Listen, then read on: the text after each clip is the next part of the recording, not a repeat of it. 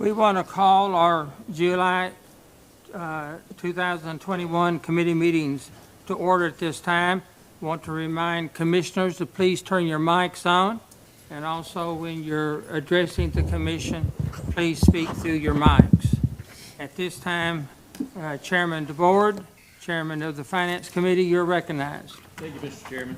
I'd like to call the Finance Committee to order. Do we have any visitors that would like to address the committee?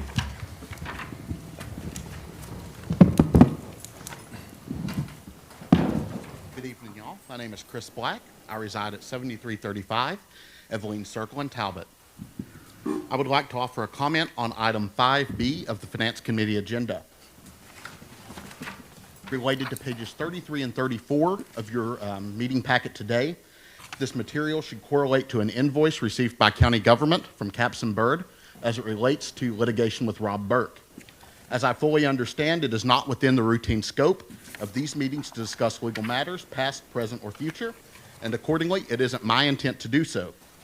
However, it is my wish to express tremendous concern at the veracity with which a number of individuals, some associated with a particular special interest group, wish to inspire and oftentimes work to encourage parties to pursue litigation against the county. In their efforts, more often than not, these very individuals then take action appearing before this very body as they engage in diatribes intended to criticize county leaders for the roles in which they are perceived to have played in the advancement of the matters for which county government is being sued. It is my belief that this very type of outrage serves to do little more than to serve as obstruction for obstruction's sake. I will repeat that again. Obstruction for obstruction's sake. Over the last 2 years, these individuals have taken actions that directly undermine the causes that they claim to hold dear. Phrases such as fiscal responsibility and spending within our means are often used within their comments as often as toilet paper is utilized at the Exit 8 Travel Center. The real crisis that affects this county and our government and our community standing throughout the state, region, and nation doesn't lie within lackluster decisions being made by this body alone. In fact, if anything, the real problem lies within the community's perceived unwillingness to stand before this body and contribute real solutions with measurable outcomes. Finally, with every lawsuit that special interests wish to advance, this body, and therefore this county, loses time and valuable resources in addressing the county's business and the priorities that Hamblen Countyans want you to be working on. Another lawsuit is another sheriff's officer's raise that doesn't happen.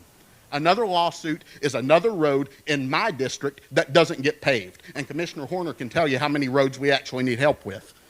And another lawsuit is one less dollar that goes to pay for one less textbook that we have sitting in a school somewhere that hasn't been replaced for the last 10 years. Ultimately, obstruction for obstruction's sake is petty to say the least, and the people of our county have had enough. Thank you. Do we have anyone else that would like to address the committee?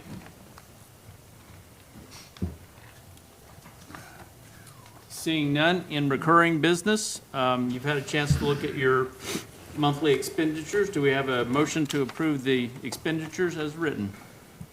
So moved, Mr. Chairman. Got a motion, do we have a second? Second. Got a motion and a second. Any discussion? If not, all in favor, let it be known by saying aye. Aye. Any opposition? Motion carries. In old business, we have none. In new business, we have Chris Bessler from Cumberland Securities Company to speak on the resolution approving amendments to local government public improvement bonds, Series E4A, and related supplement indenture to extend the applicable index rate period related to such bonds and provide for replacement for the LIBOR, if I've said that correctly, interest index for such bonds. Mr. Bessler? Chairman. Committee, thank you for your time. This is Chris Bessler from Cumberland Securities, the county's municipal advisor based out of Knoxville, Tennessee. Before you have a resolution which is largely technical in nature. Just to step back a bit, the county has a debt profile that is comprised of 4 different debt issues. So there's 4 different debt issues outstanding, 3 of which are traditional fixed-rate debt. They go out, you know the rate all the way to maturity. It will not change over the life of the bond issue. One of the bond issues, the Series E4A, is a variable rate bond issue that the county has had in place going back many years. And with a variable rate bond issue, to achieve the low short-term interest rates that the county has been able to achieve on those, which it's also synthetically swapped to a fixed rate through an interest rate swap agreement many years ago, you have to keep the underlying variable rate bonds in place, and that requires ongoing administration. As part of that, the county has about every 3 years gone through a renewal process to extend out that agreement with a bank, typically on 3-year increments. This E4A loan currently goes out to 2025, so it's got 4 years, just under 4 years left on it. The existing bank is Regions Bank that has the loan with the county on the E4A loan.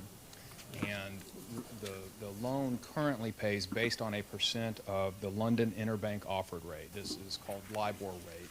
It's been one of the most commonly used indexes in the world for decades. So almost everybody, if you have a variable rate mortgage, an adjustable rate mortgage, it's always been tied to LIBOR. The rates that you get at the bank typically are tied to some function of LIBOR. What has taken place in the global financial market over the last decade as a result of the financial crisis from back in 2008 and 2009, global regulators have decided to do away with the London Interbank Offered Rate, the LIBOR rate, and phase it out. That initial phase out was supposed to take place at the end of this year, at the end of 2021. But because there's over 300 trillion with a T of financial agreements that are tied to LIBOR, they've ended up having to extend that a couple of years. But what they're encouraging people to do is, if you have a LIBOR-based agreement, of which the E4A loan is, to go ahead and convert it to one of the other indexes that are out there. The primary index that has come about now is called the Secured Overnight Funding Rate Index, SOFR. SOFR is the acronym for that. And that is the index that is being contemplated here in this resolution that Regions Bank has agreed to convert this loan to. So it would be going from LIBOR to SOFR. The costs of the loan would be approximately the same as what you're paying right now. So the way Regions structured that was so the county pays basically what they're paying right now. There was a cost to extend the loan, which was just done here in May or June, to extend it through June 1 of 2025 when the loan matures. And there's no additional cost to the county to do the conversion from LIBOR to SOFR. And so it's really just technical in nature. It does need commission approval to be able to do this conversion. If you don't approve the conversion, the loan just stays as is in LIBOR, and we'll have to figure out something to do with it when LIBOR, the hard deadline now for it to go away is June of 2023. So at that point, there would still be 2 years left on the loan, and we would have to figure out something to do prior to that day. And I can answer any questions. I'm sorry, that's awfully technical, but I can answer any questions. How much left in that loan? $7,080,000. Yes, sir. Mr. Bessler, is there a, sorry, Joe, was you done? Go ahead. Yeah, it's not gonna change anything, interest rate, but if it change over, nothing changed. Right now, SOFR is actually trading a little bit under where LIBOR is, so it's negligible. There might actually be a little bit of savings, but that's not the reason to do it. In layman's terms, like you said, you had to break it down there. Is there a big con to doing this now rather than waiting? Is there a negative point? At this stage, there's really not a negative point to it. You have already, there's no cost to do it at this stage. It takes you all the way out to the loan's maturity in 2025. If for whatever reason the secured overnight funding rate does not take off and get a big following in the next year and a half, 2 years, and maybe there's some other index that ends up being the one that is primarily used, then you might have to change from SOFR to that index at that time. Right now, it's too hard to know that. There are a number of there's other counties in Tennessee that are switching from LIBOR to SOFR. Cumberland County's one. I was just talking with the mayor. We're working with them right now. They've got a few loans that they're converting from LIBOR to SOFR as well right now. So the more entities that do the conversion and that start using these other indexes, the more likely those indexes will be solidified. Okay, thank you. Yeah, good question. And if we don't do anything in 2023, when this has to be done, then we have a potential of higher rates at that point, or not? Yes, sir. So if you do nothing now, and then June of '23 comes around, and there's no more extension, we do not think there will be an extension, because right now, after December of this year, no more deals can be done in LIBOR, period. So no new deals can be done in LIBOR. So if you do nothing now, you just let the loan roll as it was intended to, and June 23 comes around, the rate could go up, because at that point, nobody's supposed to be on LIBOR, and so if they're not publishing it, then you start going to fall back, and basically you could end up paying what the maximum rate is at that point. Mr. Bestford, you said that there will be no fees associated with swapping this loan at this That time? is correct, 0. And my understanding would be that's because of where we just extended it recently and paid that fee, which if we go 2 more years, we might stand a chance of having to pay fees at that time because we haven't just extended it. That is correct, yeah, you would have at that time. Thank you, sir. Mr. Chairman, I'll make a motion that we move forward on this We resolution. got a motion to approve. We got a second. Is there any further discussion? If not, all in favor, let it be known by saying aye. Aye. Any opposition? Motion carries. That's all I have, Mr. Chairman. Thank you, Chairman DeBoard. This time, the chair will recognize Chairman DeBoard of the Personnel Committee. I'd like to call the Personnel Committee to order. Do we have any visitors wishing to address the committee?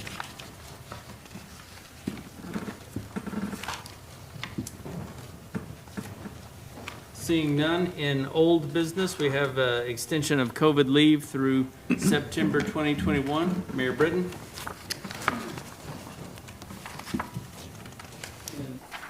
Excuse me, in April, Commission extended, well, let me back up. The federal COVID leave law that allowed or granted employees a certain amount of leave if they were had to be quarantined or because of COVID, it expired at the end of December. And in January, we as a county continued to offer that benefit to our employees through April. And then in April, we extended it through the end of June. So we met last week, the department heads met last week to discuss the issue, among other things, and came away from the meeting with a recommendation that we extend the COVID leave benefit through September, but not increasing the balance that's on record for any of the employees. For example, if a sheriff's deputy gets 72 hours of COVID leave, and that's one 4-day shift. And so if there are some sheriff deputies who have used all their leave, so with an extension under this proposal, they would get no more. But the sheriff deputies who have COVID leave balance would keep it and be able to use it if they have to be quarantined and miss work because of that between now and the end of September. Same thing goes for courthouse staff if they have a balance.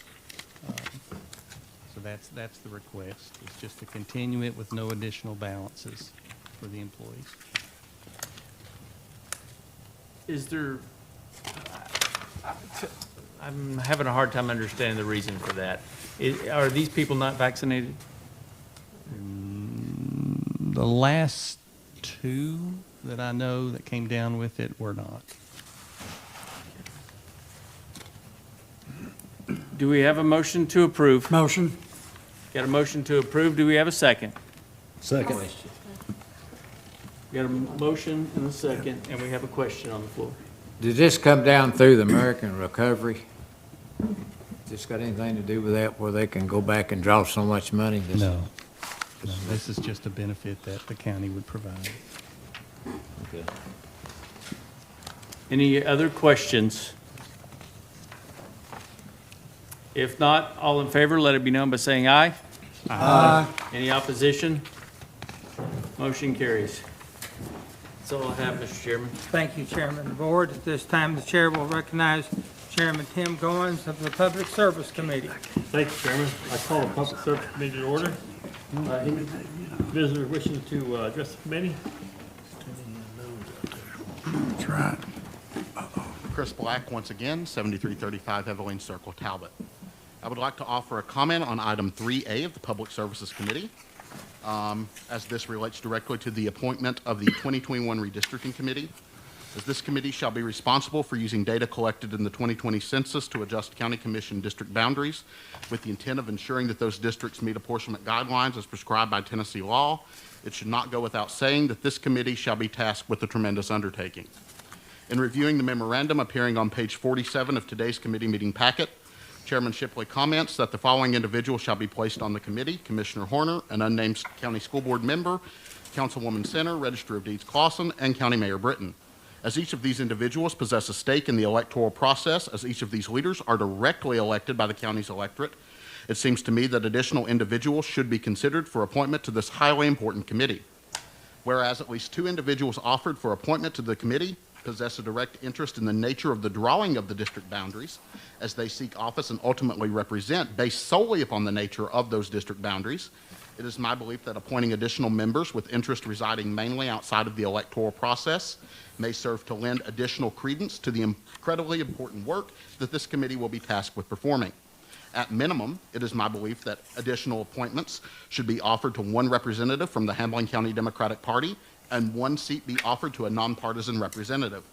Additionally, there should be 1 seat offered to an individual within the legal community, therefore a member of the Hamilton County Bar or such.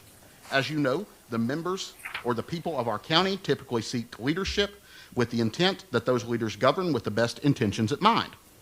If, in fact, it is your best intention to engage in redistricting with the best of intentions at mind, expanding the 2021 Redistricting Committee's membership may serve to do just that. Thank you. Thank you for your comment. Anybody else? Seeing none. Old business, redistricting. Mayor Britton.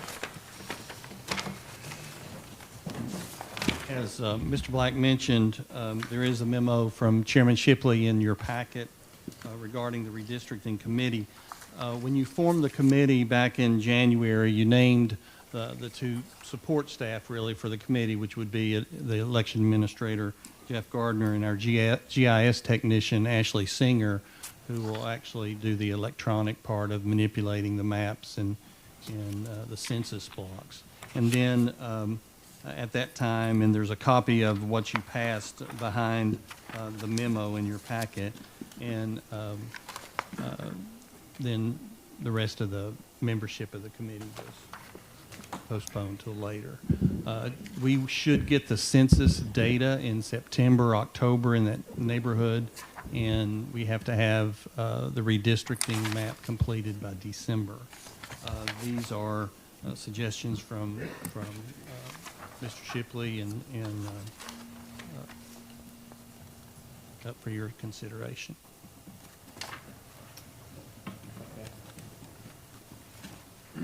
Do I have a motion? Motion. I have a second. Second. Who was that? Tim? Tim. Okay, since I'm on that committee. I have a motion and a second. All in favor, make a motion by saying aye. Aye. Saying aye. Aye. All opposed? Motion passes. Hey, Chairman, that's all I have. Thank you, Chairman Goins. We appreciate that. At this time, the chair will recognize Chairman Horner of the Jail Justice Study Committee. Thank you, Mr. Chairman. I'll call the Justice Center Jail Project Committee to order at this time. Anyone wishing to address this may do so at this time.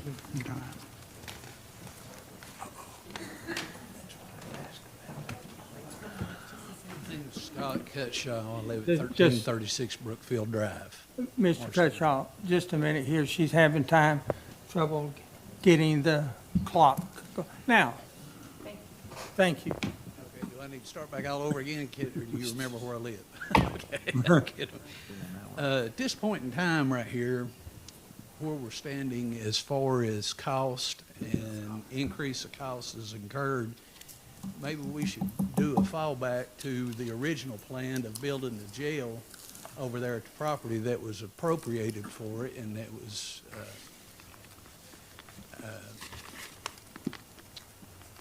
agreed upon to begin with. And it'll probably take about a year, year and a half, possibly even 2 years to build the jail, and then address again and build our justice center, because building materials is going to do nothing but go down here over the next few years.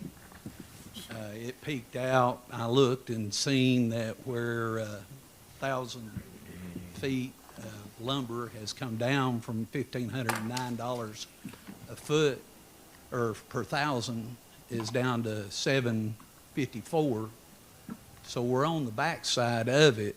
If we built the jail as originally intended, you could do an L shape there behind the jail, and you've got the area with the parking in front and behind where the old Justice Center is sitting, and where you got the parking back there already.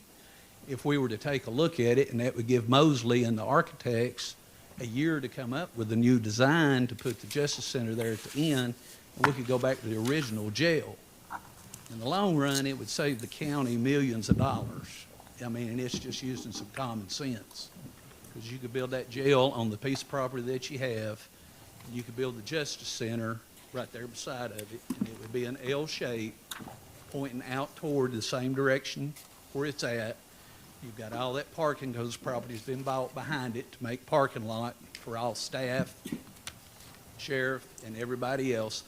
And the people could park up front, and then also through your parking that you have, that you purchased right over here, which makes common sense, and it saves money, because endeavoring in what we're doing right now, we're still at a peak as far as construction costs.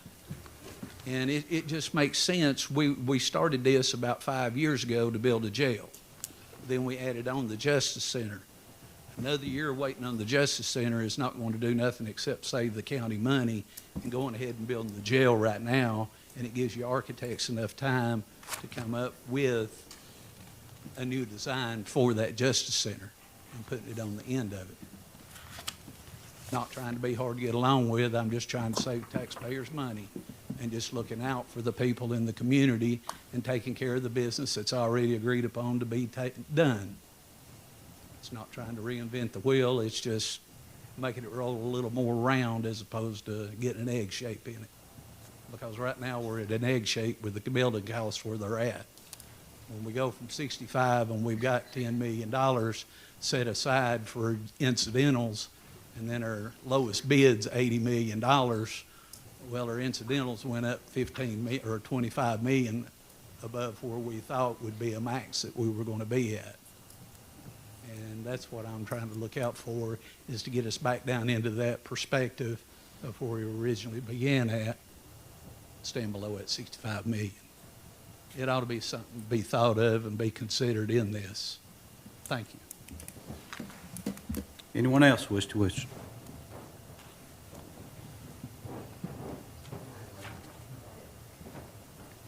Once again, Chris Black. Just got a few notes on the Justice Center thing. As many of you know, you've heard me preach for the last few months about how I've been opposed to this Justice Center proposal, and for a myriad of reasons. I'll be straight up with you. It was mainly political. That's what it was. But I've taken the past month and a half to think about it. I've prayed on it. I've talked to people from around the Southeast. In fact, last month I was in Mississippi for a while, visiting with family, and had the opportunity to visit a few jails there and to talk to some of their law enforcement officers. The fact of the matter is, as much as I might hate to admit it, a multi-level wagon wheel design with no blind spots for our correctional officers seems to fulfill the needs of this county as it does most counties throughout the Southeast, if not the nation. And in fact, Sheriff Jarnigan advocated for a one-level, as you know, wagon wheel design. Don't really see that much of a difference between the multi-level and the one-level, given that there's still a control tower there, just plain and simple. Beyond that, the proposal that you have before you has a designated corridor for safety, and in fact, this is a common sense feature that's enhanced by the current proposal. Why wouldn't we want a facility that adopts common sense, cutting-edge approaches to criminal justice? Now, in looking at the videos in advance of the public forum that'll be held here tonight, I heard Mayor Britton say that it won't be cheap. Duh, we know that. It's going to be the largest construction project in our county's history, and at the time that that Q&A video was made, there was an estimate of $60 to $75 million. Of course, we know with the global economic climate, things have gotten way out of whack, and we're going to have to pay more, just plain and simple.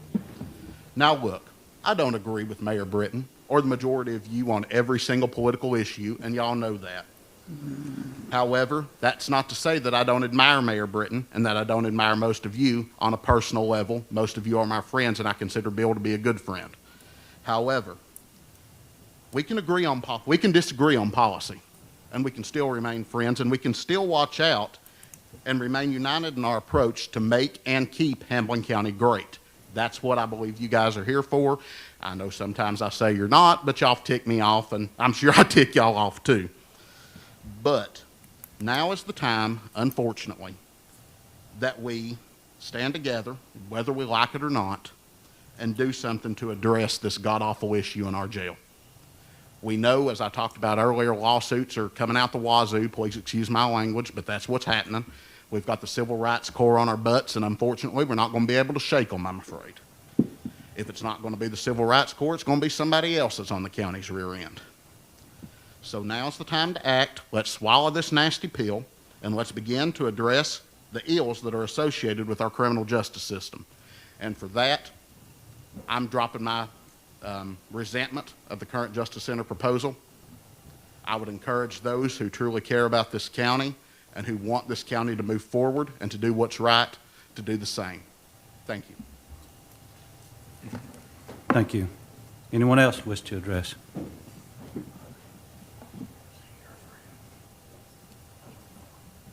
Linda Noe, 2343 Joe Stevens Road. I'm not here to flip-flop. What you need to do is, yes, re-examine things. Yes, postpone any bidding, but not in order to go ahead with a multi-level jail. You know exactly what the sheriff said about that. It's unsafe, it's unstaffable, and it's too costly. This idea that there are not blind spots in the current design, which is a long hallway and a short hallway, is erroneous.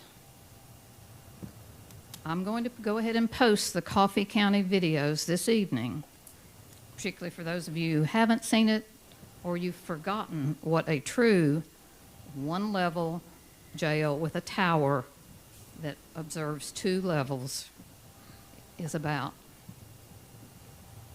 It's cheaper, and it may be even more cheaper if you do wait on that. It's safer. You tell me, I want to know which one of you, would rather be on the 3rd floor of the proposed jail during a fire as opposed to being on the 1st floor, particularly in light of the Surfside collapse. How many people would love to be have been on the top of that or in the middle and trying to get out? So it is less costly. If you even triple what Coffee County built their 400-bed facility plus an equal size or larger size sheriff's area, you triple that, you're still saving money, millions of dollars, not just a couple of thousand, millions. And you can renovate the Justice Center. That has been part of the plan and mentioned throughout the past 4 years. It's just that everybody wants to build the Taj Mahal Justice Center and then renovate for just the sheriff or some other purpose. It could be renovated to be courtrooms, nicer courtrooms than there are. There are 2 already. You just reconfigure some like you do at your house, knock down some walls, make them larger at a much less expense, much less expense than what you're proposing now. Again, go back and look at the history of this. Mr. Black mentioned the history, the long history. In 2017, when it was just a jail, as Mr. Cutshaw was proposing, it was $37 million. Then somewhere in the past 4 years, back and forth, somebody would bring you change after change after change until it became a multi-story Taj Mahal jail and a Justice Center. If you really care about the people, you will take time and not just rubber stamp, which I expect to happen. Hey, I've been watching this for over 4 years. I've been watching the whole political scene for far more than 4 years. I know how it goes. I know who you talk to, who you're told, who's the puppet master. And it's time to stop that. It's the people you serve, not the puppet master, the people.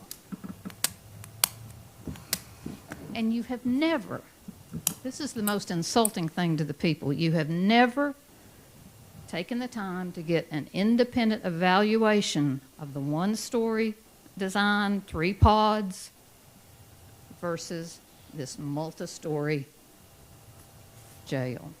If you will do that, that could erase a lot of the problems, or it could reveal to you a better solution. That's win-win. Thank you. Anyone else wish to address?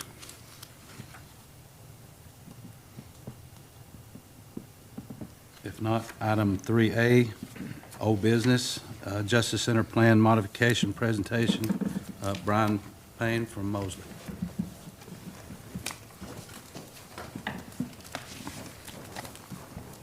While Mr. Payne is coming to the podium, I'd like to point out to the commissioners, this will be your opportunity to ask him questions.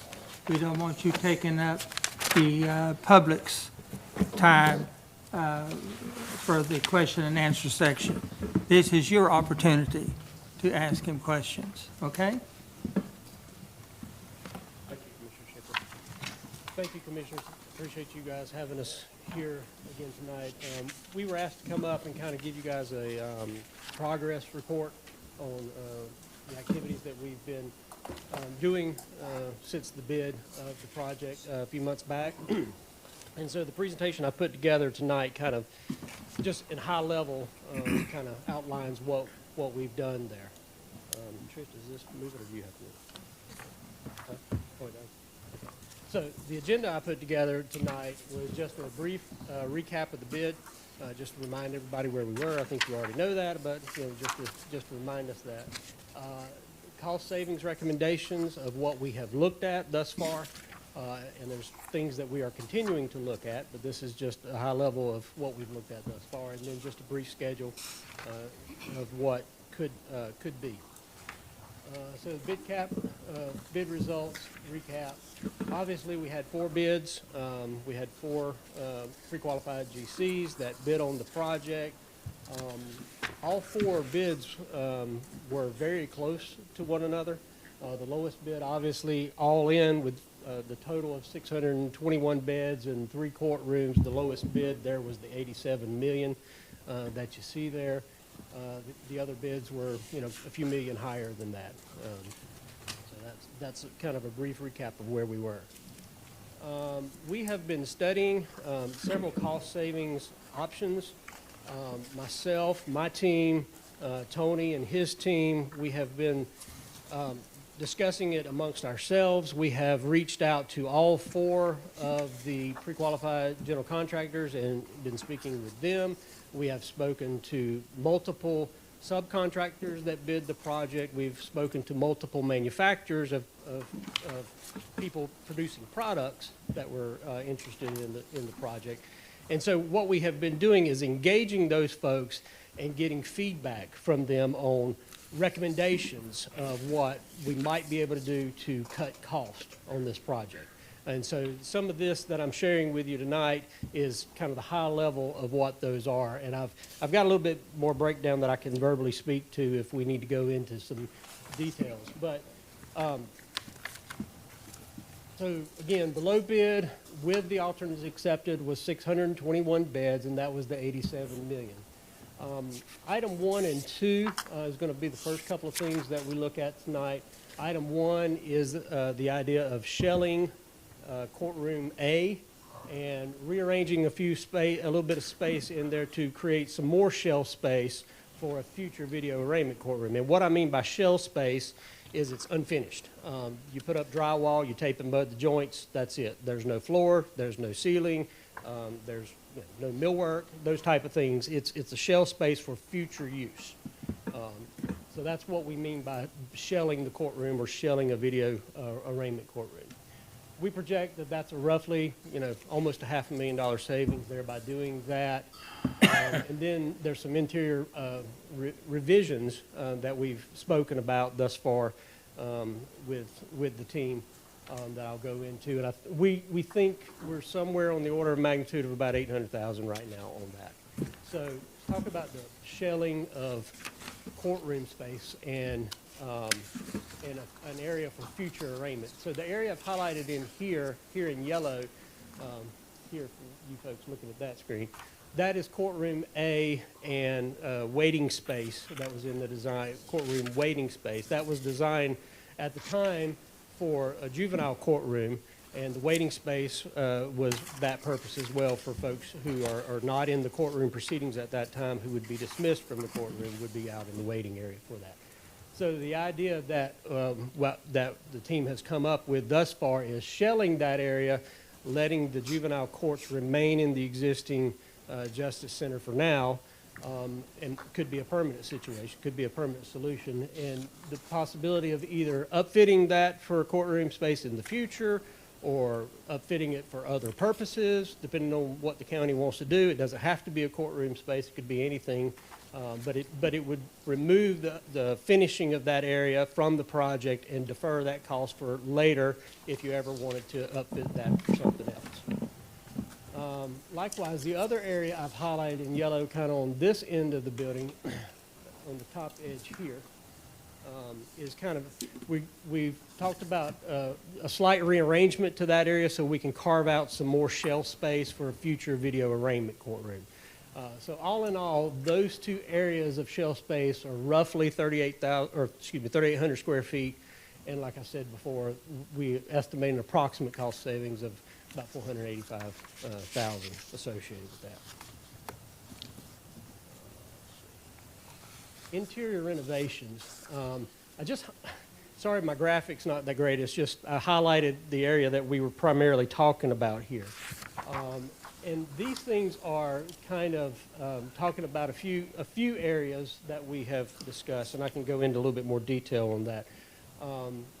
We talked about some revisions to the millwork for the judges' benches and trim and doors and things like that, moving to a different wood species. Some of the feedback we got from some of the vendors that we discussed was there's some alternatives out there for wood species that are less expensive but finish out great and look, give us the quality look that we're wanting there. So we took that feedback and agreed that it would be a good idea to move forward with that option.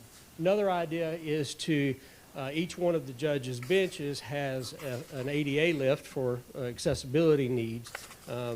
The idea behind that is to defer that for later, make the bench future adaptable so that when you have somebody on the judicial staff that needs a handicap lift or maybe a wheelchair-bound individual, you could add that lift back into the project in the future. You don't need to do that on day one type thing. I'm highlighting a flooring discussion that we had. We talked about changing some of the flooring in the area I've highlighted in yellow. A lot of that area, the staff did not want carpet in the staff areas in the Justice Center portion. So we've looked at multiple tile type products, vinyl tile type products. And so we looked at a few options. We found one that was still good quality, high durability, low maintenance, but it came in at a cheaper price point. So that's something that we've identified here in the $830,000 that we're showing there. A few other little things. There was a couple of minor things as far as some crash rails in the corridors that could be installed in the future. We pulled out of the project now. A little revision to the lobby desk we're looking at. We see some cost savings there, and we talked to the clerk of court with a little bit of rearrangement of her space too, with some savings there. So all in total, those interior renovations that we're projecting right now is the $830,000 there. If that makes sense. I hope I explained that well enough. Item 3. Exterior renovations, again, it's a big, broad term, but we're projecting a rough savings right now of about $775,000 on that.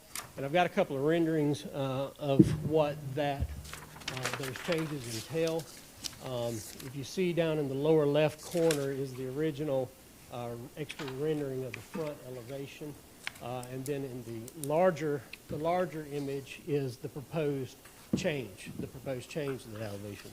One of the things we've been looking at, you see kind of the detention center portion here in the background. We looked at removing some of the brickwork off that portion of the building and leaving that the colored exposed concrete, the precast wall system that it's made of. That we've looked at eliminating some of the precast accent pieces around the Justice Center. So you see, it's kind of hard possibly to see that smaller image, but if you look at that, there's some of the base work under the windows is now brick. So there was some accent pieces over the window heads in the previous rendering that we've eliminated all of that. Look at the rear, just kind of show you what that looks like. Again, similar concept. You see in the original image here, the lower left, the Justice Center, the detention portion of the building, I should say, having brick previously. We've removed the brick and going with the exposed concrete there. So it's a little bit different look, but all in all, we feel like all these exterior renovation or revisions that we're proposing was that worth about $775,000 there. Item 4 is some foundation redesign, and we're projecting roughly a $2 million savings there. I'll kind of briefly explain that. I didn't really go through have a good graphic to kind of share what's going on there. The building has been designed using a micropile system. Because of the soil conditions in this part of the country, often heavy buildings, it doesn't matter if it's a multi-story or a single-story, heavy buildings, heavy construction buildings, need to have some type of foundation system, soil and ground improvements, if you will, that will support the loads of that heavy building. This building is subject to that as well. So the original design had several what we called micropiles designed under the foundation system. We have been looking at that and trying to think through that again and see if there's a less expensive way of doing that, see if we can eliminate some of those micropiles and pull back on that cost there. And we feel like we've identified a good solution, and we've been exploring that. The structural engineering team has been looking at that for multiple weeks now. We've had multiple meetings on that. Tony and his team have been involved in that as well. We've engaged some of the general contractors on that to gauge their opinion on the approach, and all the feedback we've been getting is favorable. It's positive. So we do feel like that $2 million is achievable with the redesign. So that's a big ticket item that we think is a good move for the project. And then I think the last item that I've identified here, and we're still exploring this item, is possibly moving the kitchen equipment from being supplied by the general contractor and moving that to the vendor that will operate the kitchen, supplying a lot of that equipment. We feel like that's worth roughly $350,000. All in all, the total of the items 1 through 5 is roughly $4.5 million savings that we've identified to date.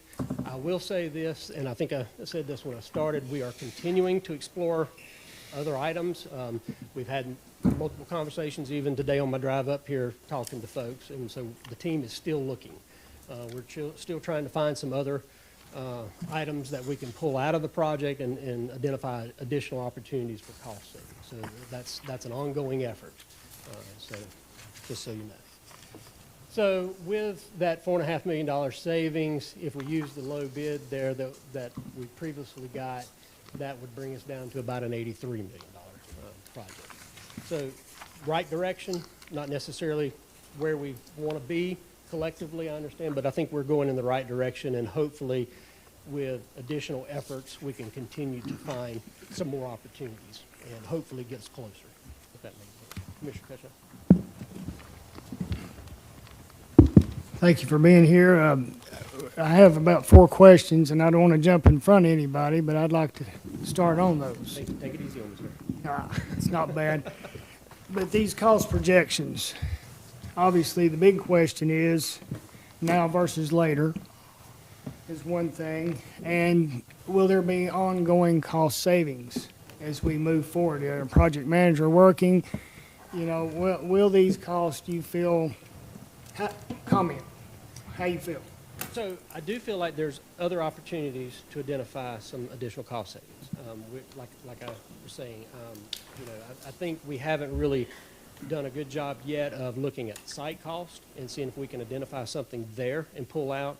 And I think we have not done a good job yet of looking at the mechanical systems cost to see if we can pull something out of that. So that's the 2 areas I'm asking the team to really look at right now.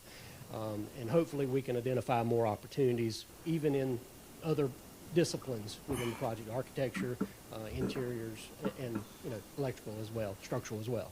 So I'm hoping that we can, and I'm confident we will find something. You know what they total, I don't know, but I'm confident we'll find something. You hit on one point there, the mechanical. That's one point I wanted to see where you were at, the infrastructure needs of the facility and what we're doing there. Are there some things we can look at as far as electrical or plumbing or wastewater? Is there any savings in those items that can be looked at? Not necessarily that value engineering where we're paying for it 5 years from now, but yet just... I think there are some opportunities there. We have looked at some electrical stuff. I have not put it to numbers yet. That's why it's not represented. So we have identified some things with electrical already. But like I said, we haven't really studied mechanical close enough yet to see if we can identify other opportunities there. But still, it's an opportunity possibly after bid even comes back. Is that what you're saying? What I'd like to do is try to continue to explore it before we rebid it, so that we can pull that out of the design and realize that cost before we bid it, not try to capture it after bid. Okay.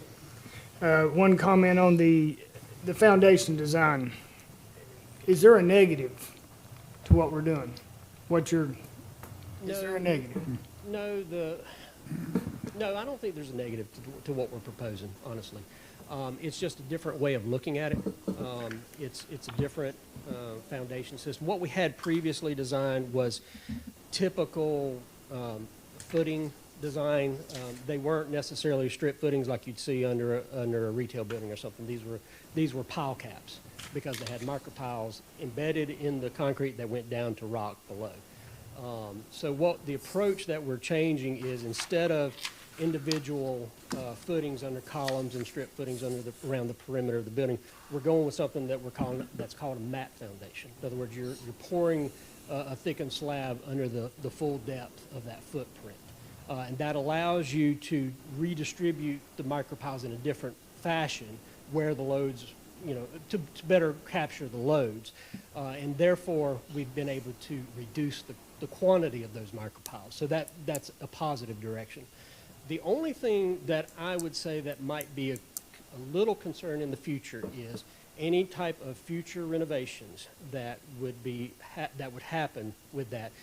The county needs to understand that mat slab, which will be 2 foot below the floor slab, is a structural slab, and it just can't be modified willy-nilly, cut and run plumbing underneath. It needs, the future contractors who might do that work need to understand what they're doing. Okay. But that would be the only concern I would have. One last one. As we go through this bid process and within the bid, proprietary entities that are bidding on the project, where their equipment, we have to use them, is there anything to look for there? There are a few proprietary items, only because there's not much competition in those areas. But in general, we have listed a minimum of 3 on most products within the entire envelope of the project, if you will. There's a few things, probably the biggest ticket item I would say is the steel cells. There's only like 2 manufacturers that really produce those. And so, we both were represented in the previous bid. I'll say that both did bid on the project.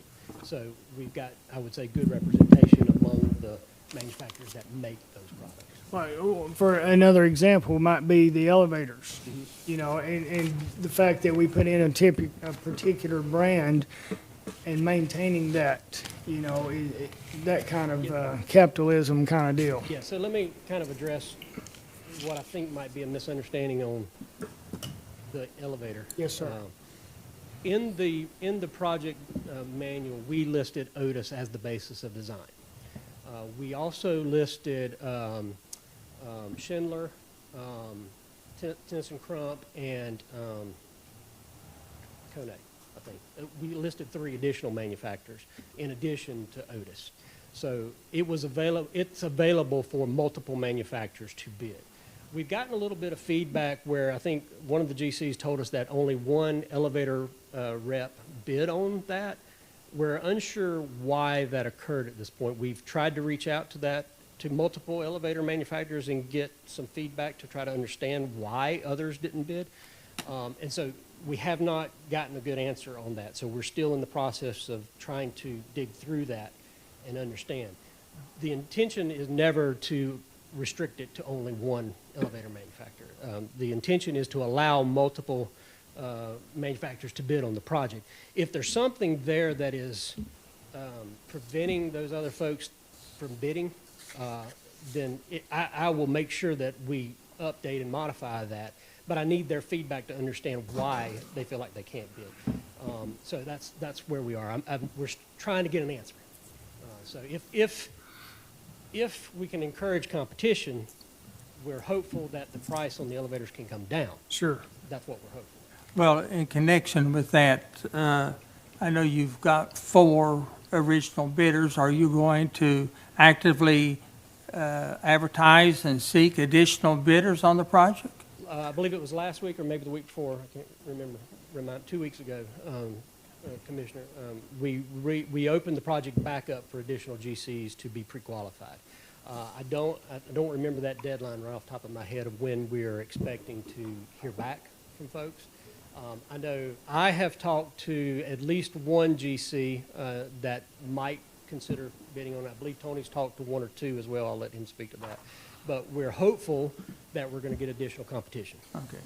So, we have it up. We have the opportunity if they'll respond.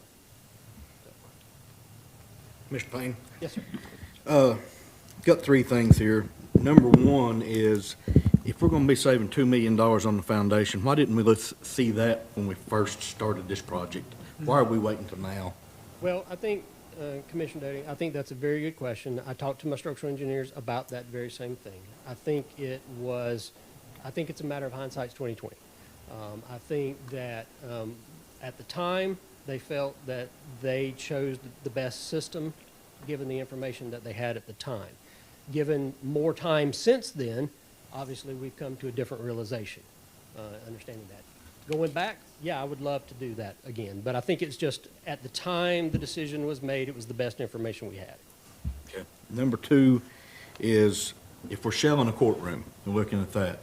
I know in the original design, we had more judges' chambers than we actually had courtroom because for extra judges. Can we look at shelling those extras as well and get down to the two that we need? Certainly, we could do that. We certainly could do that. And number three, with the kitchen equipment, I understand the $350,000 savings, but just from dealing with suppliers and such over the years of my vocation, isn't it probable that the food service will cost us more per meal if they're supplying the equipment, because they're going to have to pay for it, than if we already have it there and all they're supplying is the food? The way I understand, and I'm not an expert on that by any means, but from what I understand, it's the way it's structured in the contract with that food service vendor that they supply the equipment. The details of how that contract works out, I don't know. I guess it really boils down to, the deal you make with the vendor. I don't know how to answer that just yet without knowing more information. To answer your question, I think it possibly could cost you more, but I don't know. Thank you, sir. Yes, sir. Mr. Smith. I've got 2 or 3 questions.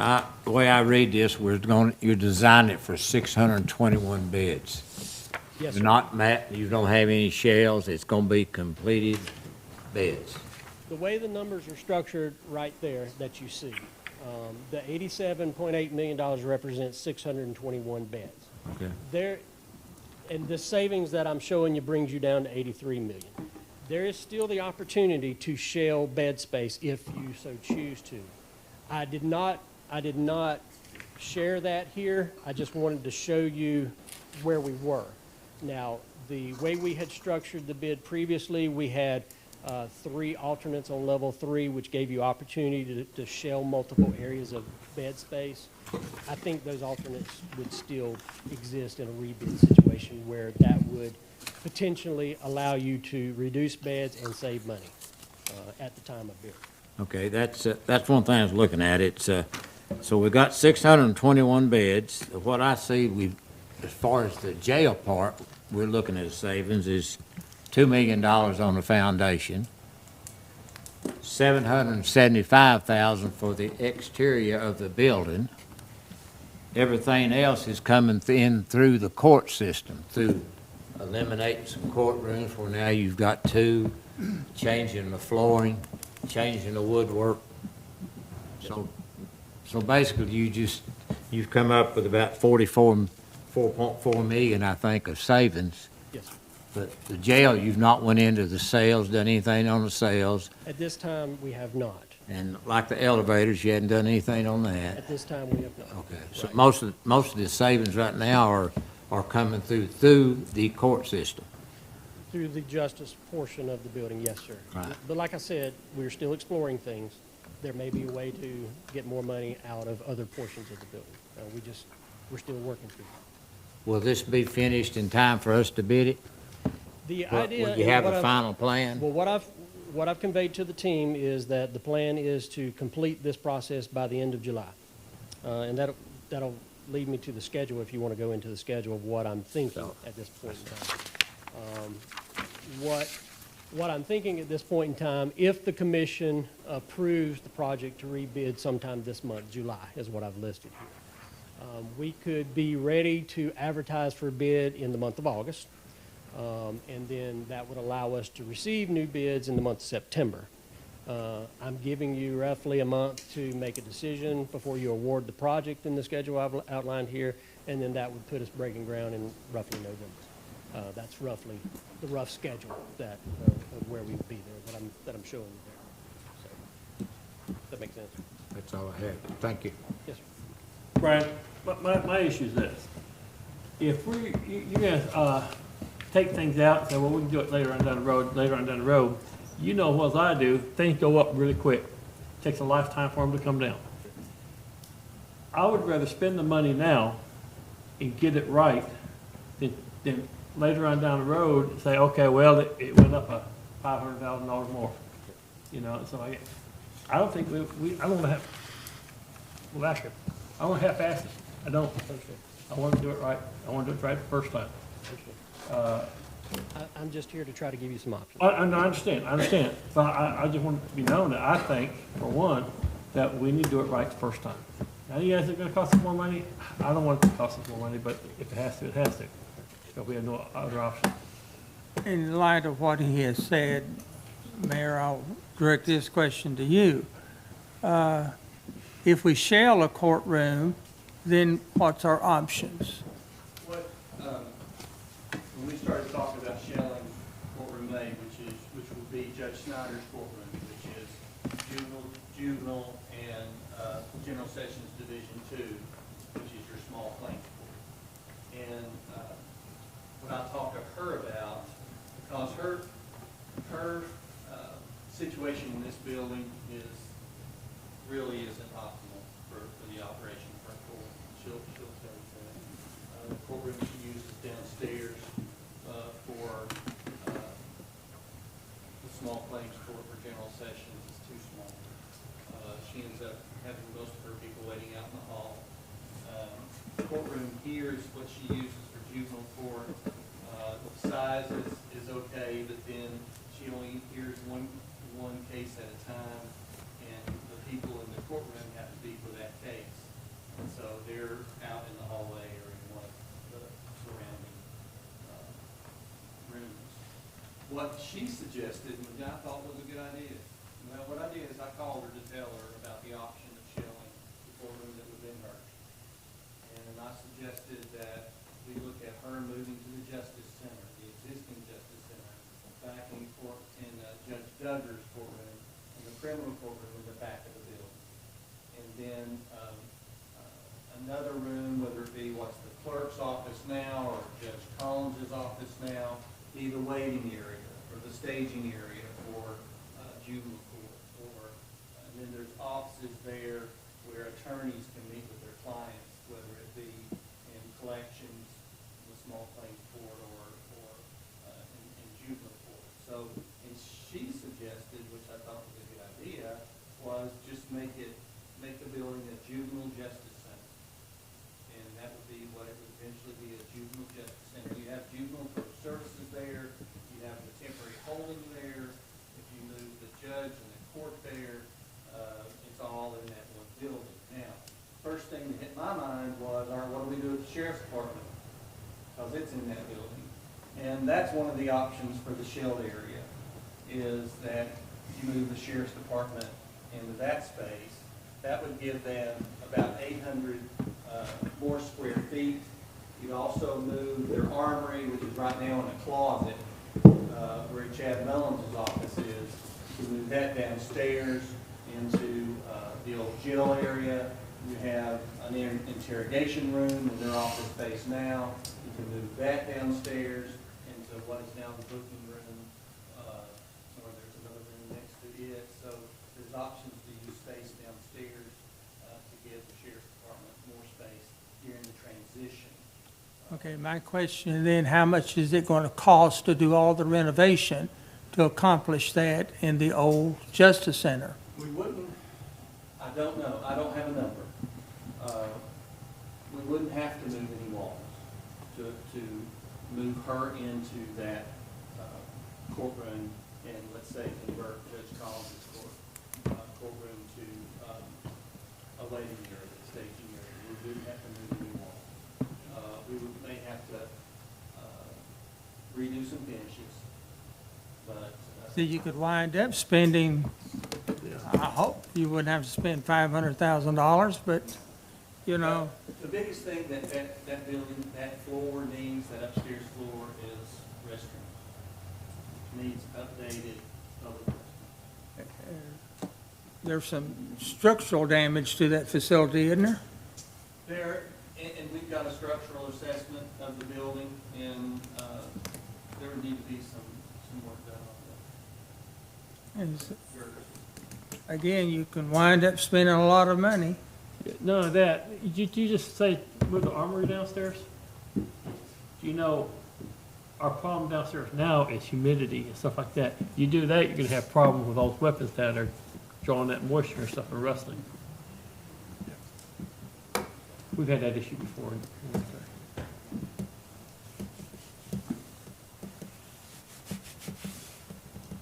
Any other questions? Let's got a little statement, Mr. Horner. You guys know I've been, I guess, the sour lemon, because I was talking that these bids were going to come in too high months before we got them, because I saw the prices going up.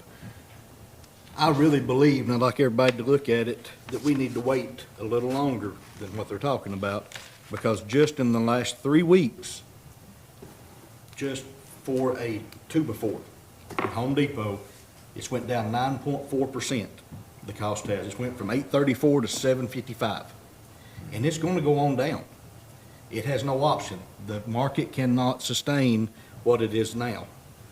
It's going to go on down. I think we need to wait a little longer than this, and I'd like everybody to think about that as they vote. Well, does that include concrete and steel going down? Oh, yes, sir. When the wood goes down, concrete and steel will go down, in my opinion, as historically seen. If you look back at 2008, 2009, when the market went down, the prices went down. Things got cheap. What's your take Well, Commissioner, the easy answer is I don't know. I don't know what the market's going to do. I agree with Commissioner Doty that we have started seeing lumber prices come down. I don't know that it's reflected yet in like your Home Depot and Lowe's type of thing. But we are hearing that it's coming down. We don't know yet on concrete and steel. And that's predominantly what this building is, it's steel and concrete. It's like looking for a crystal ball. I don't know what the market's going to do. I am hopeful that Commissioner Doty is absolutely correct that it will come down sooner rather than later. But, you know, I just don't know. I don't have good information yet to be able to make that statement. Tony may be able to elaborate more than myself, but I just don't have good information on that yet. You had some of the figures back to us on price savings, what you're still working on. I'd hate to go ahead and bid something out and then not have that done before we do it. Yeah, I mean, like I was. I know, but in your time frame in here this month here, are you gonna have it done before the end of this month? Yes, that's the plan. That's the plan, yes, sir. Before we put it on the street in August, that would be the plan, that we have that all worked through.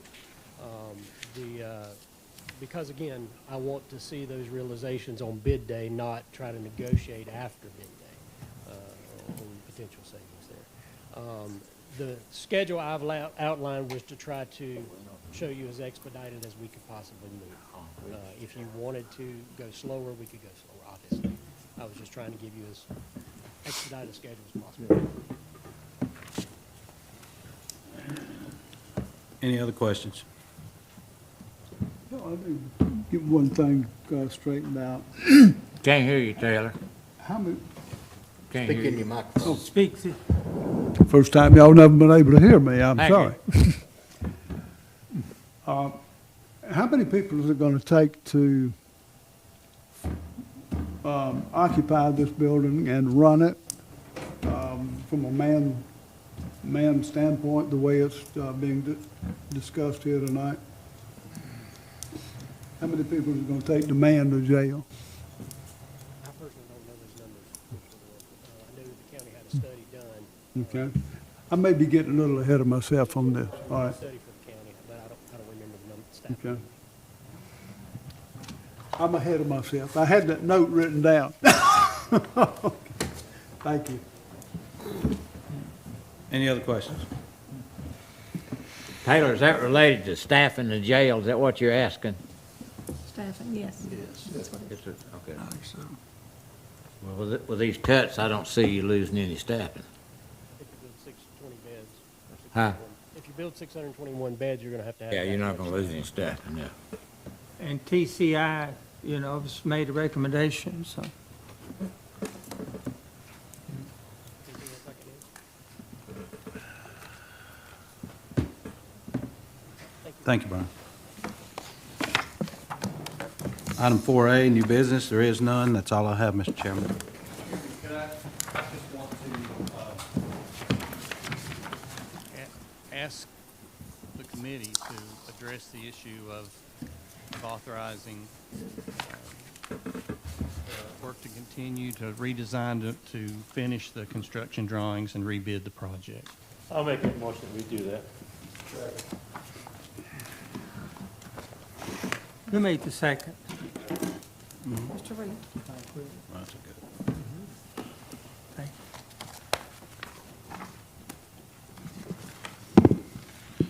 So we have a motion and a second? All in favor, say aye. Aye. All opposed? I see none. That's all I have, Mr. Chairman. Thank you, Chairman Horner. At this time, the chair will recognize Chairman Jim Stepp of the Calendar and Rules Committee. Thank you, Chairman. Call to order the Calendar and Rules Committee. I want to explain that we've had 4 committees tonight, and you had your First Amendment right given to you to get up and speak at each one of these committees. And this committee here, the Calendar and Rules Committee, is set up differently. It's set up to where anything that is to be added to or taken away from, or the mayor asks for something to be put on the agenda, whichever, whatever, then it's put on this Calendar and Rules Committee. It's not to sit there and discuss everything on the agenda. It's to discuss moving something or voting on something. It's designed that way. That's why this committee is put last. So tonight, I want to make sure everybody understands that we've had people approach the podium and through the Finance Committee, Public Service Committee, Jail Justice Center Committee, and all, and to voice their opinion on something or their matter or how they think things should be. So, but there again, I want to make sure that it's okay that if you want to ask for something to be changed or added to or taken away from this committee or calendar and rules, you may do so at this time. So if anyone else wants to do so, but it's not up for discussion. It's not up for discussion if it's just something you want to add to take away from on any one of these calendars.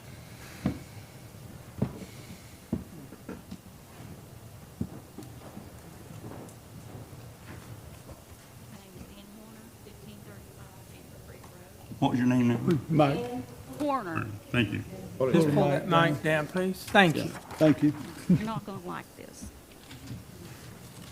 I would like to add to the calendar a discussion of the censure of Commissioner Jim Stepp. And if you try to interrupt my explanation of why, I will use every last second of my 5 minutes to read the First Amendment to fill it up. Your agenda says I have 5 minutes. It's right here. So I dare you.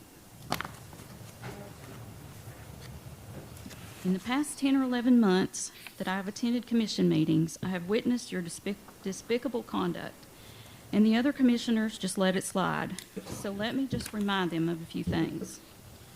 You refer to citizens that oppose anything as a few barking dogs during a meeting for all to hear. I can show any of you where to find the video of that on YouTube. You have walked out in protest of public comments you didn't like, which is also on video. You tossed papers at citizens at a commission meeting in anger, also probably on video. You violated Ms. Noe's First Amendment rights at the last committee meeting by trying to interrupt and keep her from using her 5 minutes. This is on video too, and is a First Amendment violation. You have said to Mrs. Arwood after a meeting, F you. And recently, Incorrect, ma'am. you got in her face and called her an idiot multiple times, from what I hear. You don't even deserve your job. If Commissioner Shipley is censured for violating First Amendment rights of citizens and apologize for it, then the same should apply to you for what you have done. Your conduct and lack of self-control should cause you to be removed from your position. But since there is no way of doing that, besides you resigning, I'm proposing that your cohorts stop ignoring this beyond obvious problem and censure you in an attempt to get your anger issues under control. They possibly should recommend some anger management classes. I'm not trying to be a smart aleck like you. I'm serious as I can be about this. And if our commissioners are worth their salt. They will address these things quickly rather than look over them. Every one of them has let these things slide and allowed you to insult us. And for the record, this is 100% all my idea. No one has asked me to do this. I'm just sick of you getting away with being a bully. And if you approach me at any time after this meeting, anywhere, including Facebook, to cuss at me, threaten me, or call me names, etc., like you've done to other people, you are only further proving my points. I'm a tax-paying citizen of this county and this country, and have every right to address you without being retaliated against. Keep your distance from me and my property if you know what's good for you. I've seen what you've done to people in the past. Commissioners, the ball is now in your court to do the right thing. Anyone else?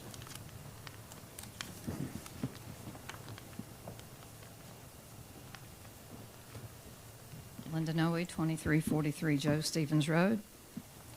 I'd like to see you add to your agenda the removal of Ms. Phillips from the Rules Committee. You keep ignoring that. Talk about kicking something down the road. Wow. This has really been kicked. And it's a no-brainer. On your next, you can do it now, or you can do it in your next committee meetings. Quit ignoring what she did, what she said, and the position that she was appointed to, allegedly, by Mr. Shipley. The other item I'd like you to see you add to your agenda is an analysis of the Coffee County model. I'm not saying Coffee County itself, but the model designed for Coffee County versus the mega multi-story, multi-costly jail justice center you currently have. Mr. Doty had a wonderful idea. I don't know why you didn't vote, or you counted as a yes vote. You're ready to go with it. Why? Do you look at the schedule up there? Projecting starting in November. Do you know what November weather is like in December? November might be okay. But you're going to start it and really get going in December, January? What's the purpose when you can take just a few weeks, but do something in those weeks? Get an independent study and analysis of the cost, safety, and staffing of the Coffee County model versus this model. There's no comparison in costs. You'll find Coffee County is less costly. There's no comparison in safety. As I said, how many of you would want to be up on the, we'll call it the third floor, however you want to look at it, with a fire, a riot, or any other type of disturbance, and trying to rush down a stairwell 2 or 3 levels? There's so much waste in this current jail with elevators and multiple stairwells everywhere. Please, for the taxpayers, for the people who elected you and for whom you are their representative. All I hear is, again, we start with the wrong question. How can we cut the 88 million? And that's the tip of the iceberg. That doesn't include the additional fees. That doesn't include furniture, fixtures, and equipment. That doesn't include what we've already spent.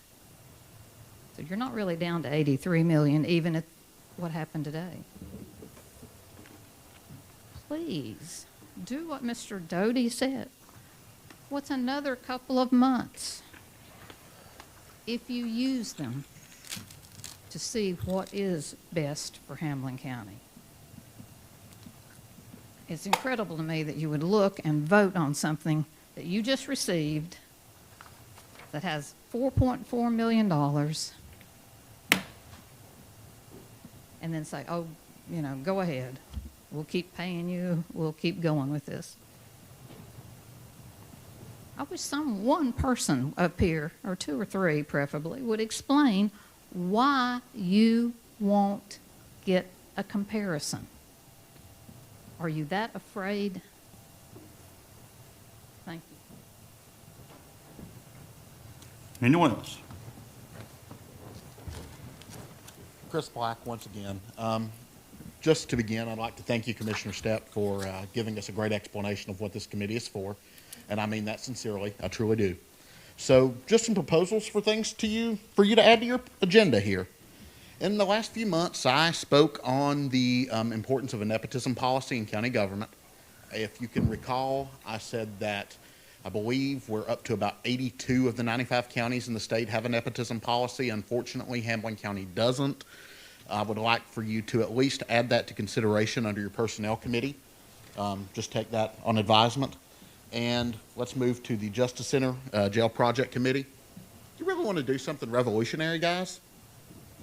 I think you might. You really want to save the people money? Look at a for-profit solution. That'll get people talking. Let's really save Hamlin County some money.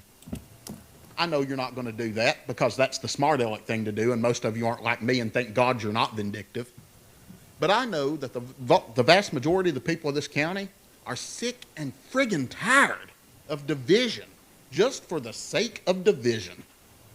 Now, look, there are some good people, great people that are opposed to this jail project. I was one of them. But at what point are we just going to admit that we've got to do something? I've talked to numerous members of this commission about various solutions, various proposals, things of that nature. One who I consider to be a tremendous friend and I look up to in public service told me of the story of how various commissioners went out and looked at different real estate options in town. One over off of where they call the Mays Lake area a few years ago. And one of the gentlemen decided that the guy that had the land decided he didn't want a jail out there. You guys have done your due diligence. I know that I've said you haven't in the past. I know a lot of people say you haven't now. But goodness gracious, you got to do something. You know you've got to do something. We've called in the architects, we've called in the project managers, the whatever tonight to answer questions, and thank goodness they're here to do that. But going back to the drawing board on this thing and kicking the can down the road months to years, that's not going to solve this. What is going to solve this is you guys either A, looking at a for-profit option, B, actually doing what you planned on doing to begin with, C, looking at the things that Mosley has decided to add in for cost savings, or D, getting the heck suit out of us again. Hamlin County can't afford these lawsuits time and time and time and time again, and I'm sure that Chris Capps over here has better things to do than deal with frivolous lawsuits. So, at the end of the day, thank you for your consideration, and I know I've ticked off the COAG group. Lord, help me for that. Thank you. Anyone else? Yep, she's on the way.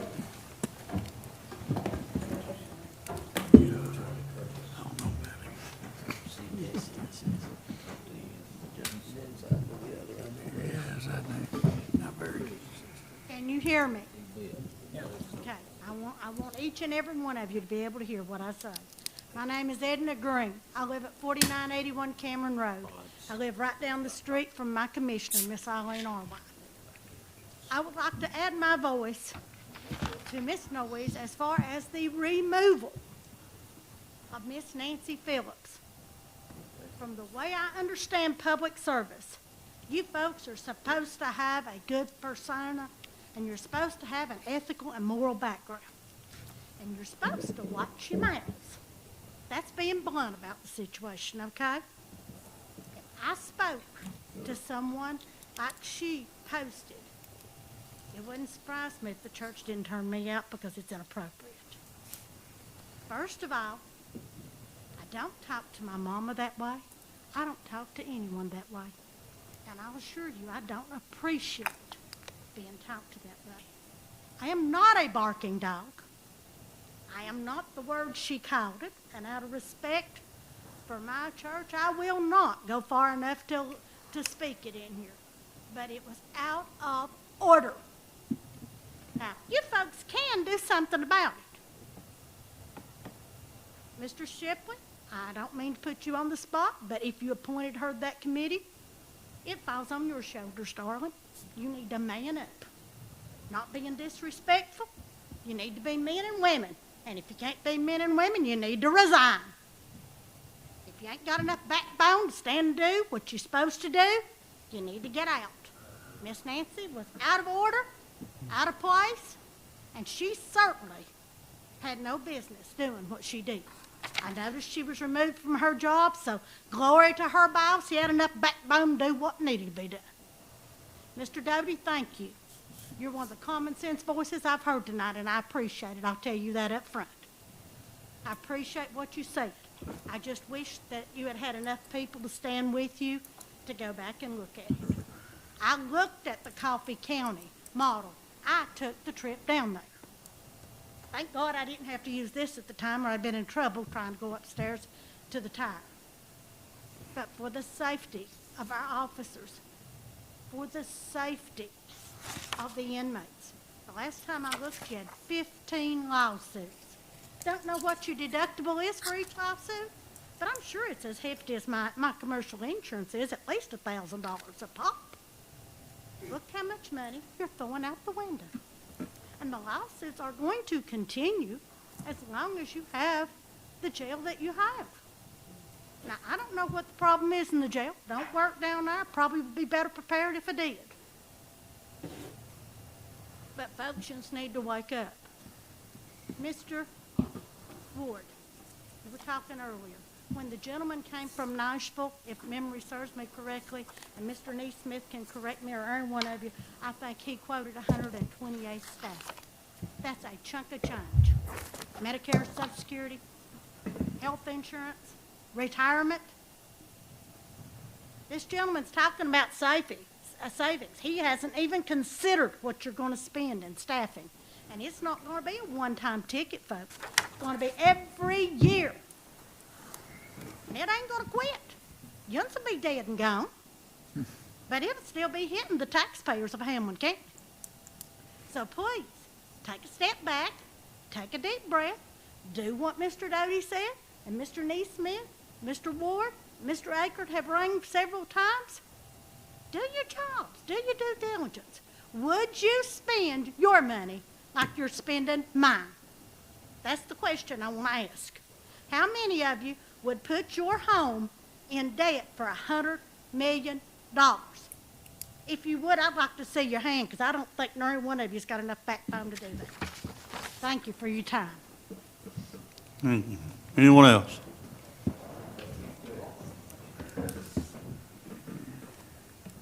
Darrell Arwood, Eller Road.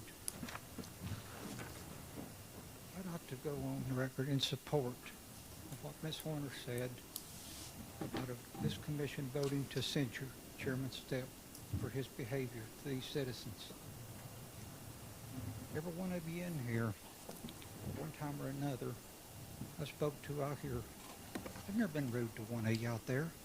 I don't agree with what you're doing, but as a person, I've never been rude to one of y'all out there. Mr. Hahn and me, we sat out here how many times talking about everything, and I've always tried to be nice to him. I'm an electrician. Chris works for MUS.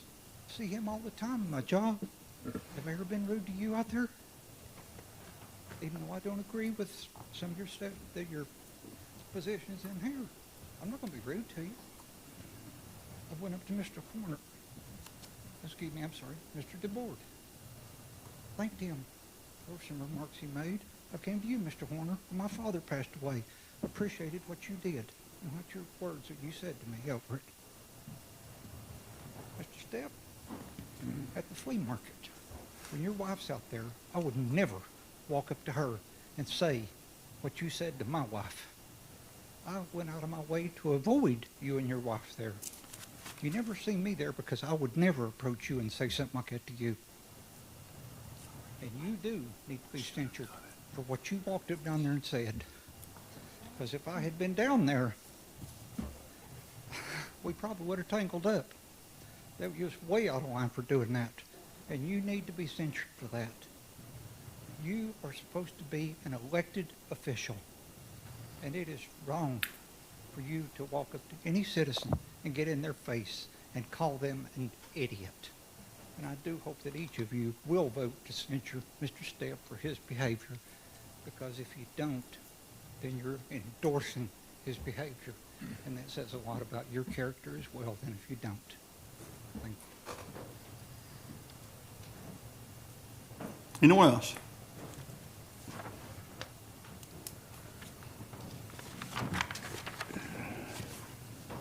Bonnie Bullington, 317 Stubblefield Street, Whitesburg.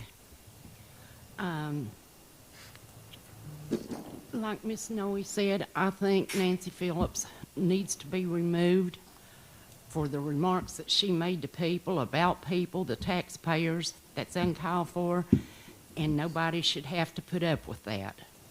And I agree with the rest of them that Commissioner Stepp should be censured.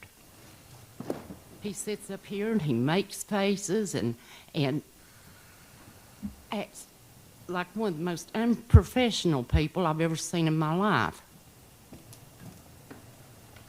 I wonder who of you would want to be on this side trying to make your feelings known and have a commissioner looking at you, smarting off, throwing things. Would any of you act that way? I think you're too professional to do that, or maybe I should say too adult to do that. We don't deserve that. Yeah, we disagree a lot. But you all time want us to have respect, but we don't deserve that same respect in return. How is that? What makes us less human beings than you people up here? And as for Mr. Black's remarks about being mad at COAG, well, I'm sure a lot of other people are too, because we're trying to stand up for what's right for this county and for the taxpayers, because we believe in what we're doing. And we believe in looking out for our children and our grandchildren. And if that means people gets mad at us, so be it. Come up here to this microphone and scream and holler. We can take it. We're adults. But it's time for a bunch of other people to step up and be adults too. Thank you. Anyone else?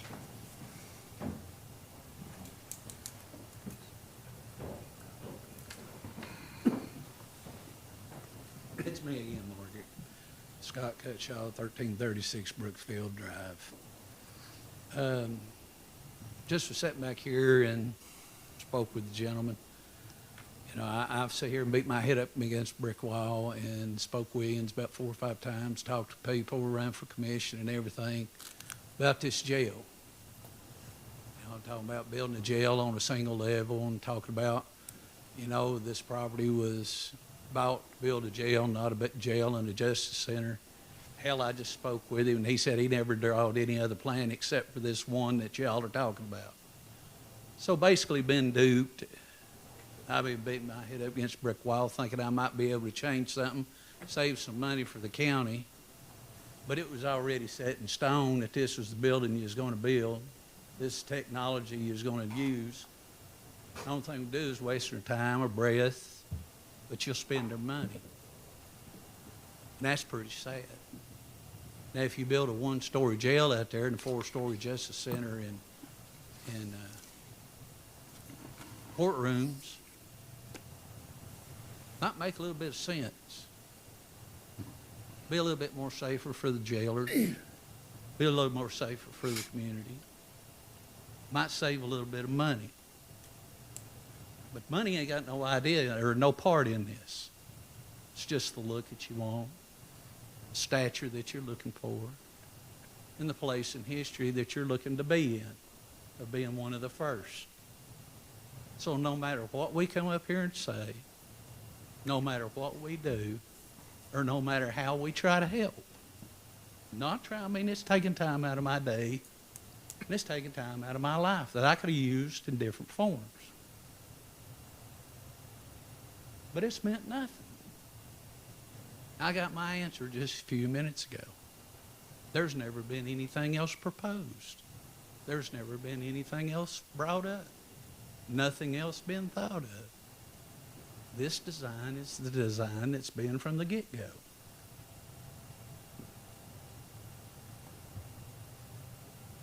Don't really appreciate spending my kind of money like that. Guess it's time to go look for someplace else. Y'all have a good evening. Thank you. Anyone else?